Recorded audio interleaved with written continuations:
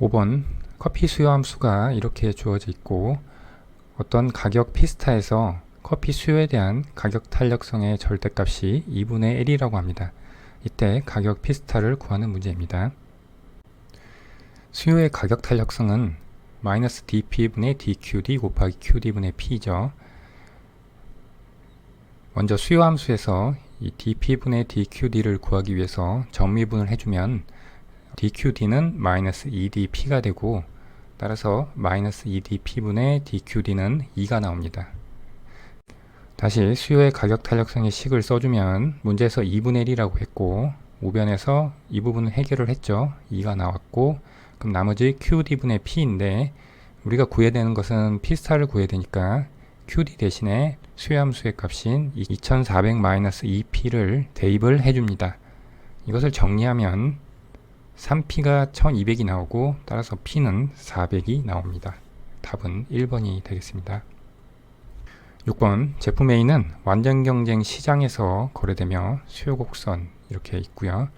이 시장에 참여하고 있는 갑기업의 한계 수입 곡선은 마이너스 5분의 2Q 플러스 30이고 한계 비용은 20이다.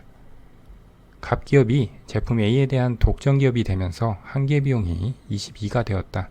독점에 의한 사회적 후생 손실을 구하라는 문제입니다. 완전경쟁 시장일 때의 균형값과 이 갑기업이 독점으로 돼서 이윤극대화를 하는 점을 구해서 그 두 개를 비교해서 사회적 후생 손실을 구하면 되겠습니다. 먼저 완전경쟁 시장에서의 균형을 구해 보겠습니다. 완전경쟁 시장에서는 P는 MC라는 조건에 의해서 기업이 가격 수용자로서 참여를 하죠. 그래서 한계비용 20이 시장 가격이 되고요. 이것을 수요곡선에 대입을 하면 시장 균형 거래량은 50이 됩니다. 그리고 이 기업이 독점으로 됐을 때는 한계 수입과 한계 비용이 일치하는 조건에서 이윤극대화를 하죠. 그래서 한계 수입을 적고 한계 비용이 특이한 점이 22로 증가가 되었죠. 그래서 22를 대입해서 정리하면 독점기업의 이윤극대화 생산량은 20이 되고 이것을 수요곡선에 대입하면 가격은 26이 나옵니다. 그래서 이것을 그래프에 그려보면 이와 같이 되고 이제 여기서 사회적 후생 손실을 구해야 되는데 독점 시장의 이윤극대화 점인 빨간 점과 완전경쟁 시장의 이윤극대화 점인 파란색이 있습니다. 지금 이 완전경쟁 시장에 비해서 독점은 생산량이 30이 적고 가격은 6이 높죠. 여기서 조심하셔야 되는 게 한계비용이 22로 증가했지만 이것은 사적 한계비용에 해당하고요. 사회적인 후생을 계산할 때는 사회적 관점에서 구해야 되기 때문에 최초에 완전경쟁 시장일 때 한계비용인 20을 기준으로 사회적 후생 손실을 계산해야 됩니다. 그래서 이 부분이 사회적 후생 손실의 면적이고 옆으로 떼어서 보면 밑변이 30이고 높이가 6이 되죠. 삼각형 공식에 의해서 구하면 사회적 자중 손실은 90이 돼서 답은 3번이 되겠습니다. 7번 물가와 국민소득의 평면에 그린 단기 총 공급곡선이 우상향한다.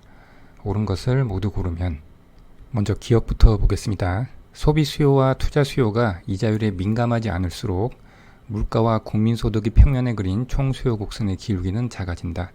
소비 수요와 투자 수요는 RSLM 곡선에서 IS를 구성하는 항목이죠.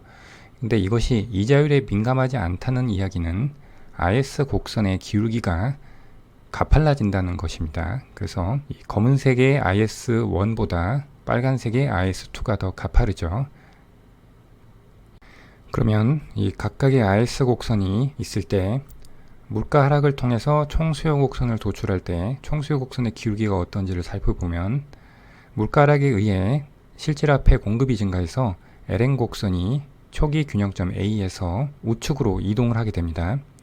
그렇게 되면 IS 곡선이 가파른 경우가 Y의 증가폭이 더 작게 되죠.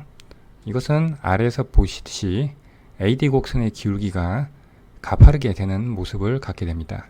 그런데 기억은 총수요 곡선의 기울기가 작아진다고 했으니까 틀린 보기가 되겠습니다.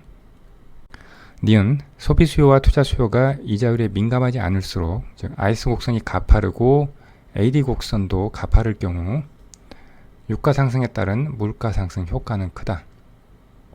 문제에서 단기 총 공급 곡선이 우상향한다고 했으니까 지금 이 아래에 있는 총수요 총공급 평면에서 단기 총 공급 곡선을 그려보겠습니다. 이렇게 이 A점에 대응되는 이 점에서 지나는 단기 총 공급 곡선이 있다고 해보겠습니다. 그런데 유가가 상승되면 AS 곡선이 좌상방으로 이동을 하게 되죠. 그렇게 되면 유가 상승에 따른 물가가 상승을 하게 되는데, 지금 보면 AD 곡선이 더 가파른 경우에 물가 상승폭이 더 크다는 것을 알 수가 있죠. 그래서 니은은 맞는 보기가 되겠습니다. 디귿 소비 수요와 투자 수요가 이자율에 민감하지 않을수록 유가 상승으로 경기가 침체되면 경기 회복을 위해서는 재정정책이 통화정책보다 효과적이다. 자, 이것은 기업과도 연관이 있는데 이 위의 그림을 다시 보겠습니다.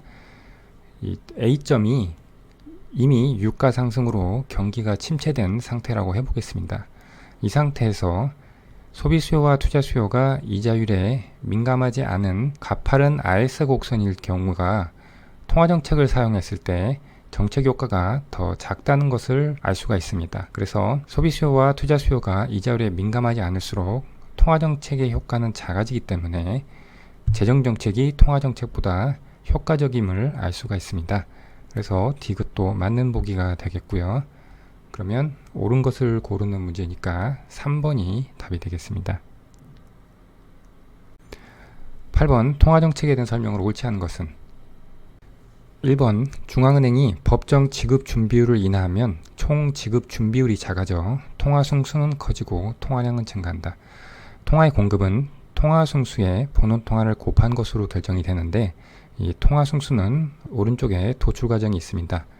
그래서 현금과 요구불 예금의 합인 통화량과 현금과 지불 준비금의 합인 본원 통화가 있다고 할 때 현금 보유 비율, 지불 준비율을 요구불 예금분의 현금, 요구불 예금분의 지불 준비금으로 정의를 해서 이 통화량과 본원 통화 시기에 대입을 해줍니다. 그래서 정리를 하면 통화 승수 값이 이렇게 도출이 되고 이 m이 여기 있는 스몰 m과 같은 것입니다. 그런데 중앙은행이 법정 지급 준비율을 인하했다는 이야기는 통화 승수에 영향을 미치게 되는데 이 지불 준비율이 하락하게 됩니다. 그러면 분모가 작아지니까 통화 승수는 커지죠. 그렇게 되면 통화량은 동일한 본원 통화일지라도 통화 승수가 커지니까 통화 공급량은 증가하게 됩니다. 그래서 1번은 맞는 보기고요. 2번 중앙은행이 재할인율을 콜금리보다 낮게 인하하면 통화량이 증가한다. 재할인율 인하 정책인데, 재할인율이라는 것은 중앙은행이 일반 상업은행에 대출이나 어음을 재할인해 줄 때 적용하는 이자율로서 이것을 인하하면 일반 상업은행은 중앙은행으로부터 자금 조달 비용이 상대적으로 낮아진다는 것입니다.